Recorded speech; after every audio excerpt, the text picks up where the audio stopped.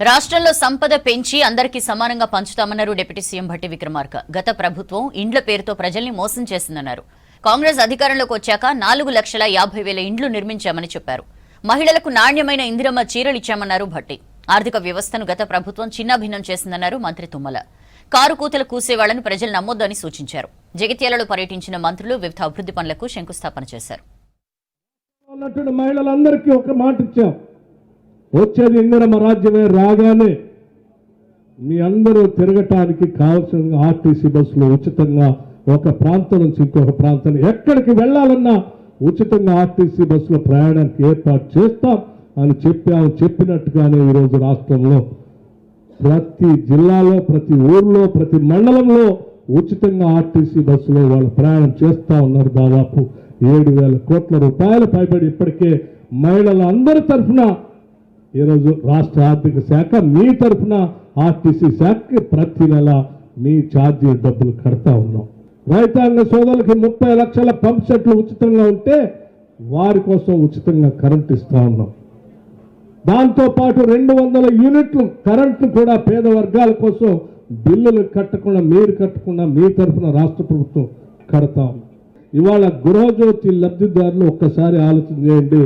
47,578 మంది ఇవాళ ఉచితంగా కరెంటు పొందుతా ఉన్నారు. ఈరోజు మీ అందరి తరఫున రాష్ట్ర ప్రభుత్వం కరెంటు శాఖకి మేము డబ్బులు కడతా ఉన్నాం. ఇవాళ సబ్సిడీ 146 కోట్ల రూపాయలు చెల్లించాం. మీ కేవలం ధర్మపురి శాసనసభ నియోజకవర్గంలో విద్యా సంస్థలు ధర్మపురి శాసనసభ నియోజకవర్గంలో 217 ఉంటే 1,22 కోట్ల రూపాయలు దాన్ని కూడా ఉచితంగా ఈ రాష్ట్ర ప్రభుత్వం నిధులు చెల్లిస్తా ఉంది. అంతిమంగా రాష్ట్ర వ్యాప్తంగా కూడా ఆలోచన చేస్తే రాష్ట్రంలో ఉన్నటువంటి 1,25,78,016 గృహ వినియోగదారులకు సంబంధించి గృహ వినియోగదారులు 1,11,92,575 మంది ఉన్నారు. మొత్తం వినియోగదారులు తీసుకుంటే వాళ్ళకు సంబంధించి ఈరోజు గృహజ్యోతి లబ్ధిదారులు 1,11,00,000లో 52,82,000 మందికి వాళ్ళ రాష్ట్ర వ్యాప్తంగా ఉచితంగా 200 యూనిట్లు కరెంట్ ఇస్తా ఉన్నాం.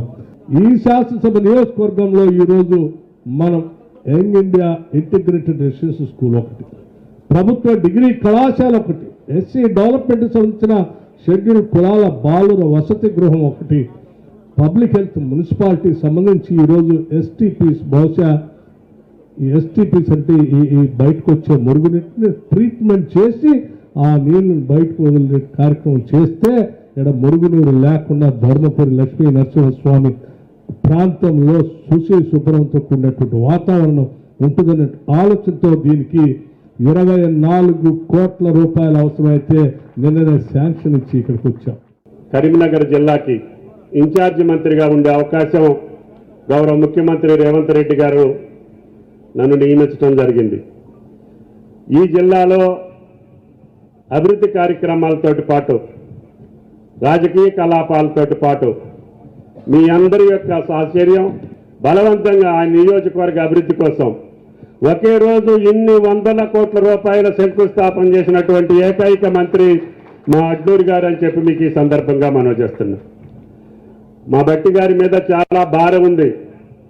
మీకు తెలుసు, గత ప్రభుత్వాలు రాష్ట్ర ఆర్థిక వ్యవస్థని విచ్ఛిన్నం చేసి చిన్నాభిన్నం చేసి మా తర్వాత ఎవరు వచ్చినా కూడా ఈ రాష్ట్రాన్ని పరిపాలించే శక్తి ఉండకూడదు, ఎట్టి పరిస్థితుల్లో ఈ ఆర్థిక వ్యవస్థని విచ్ఛిన్నం చేసి మనం ఉన్నా లేకపోయినా దాన్ని ఖరాబ్ చేసి వాళ్ళకి ఇవ్వాలి అని చెప్పి బాధ్యత రహితంగా ఆర్థిక వ్యవస్థ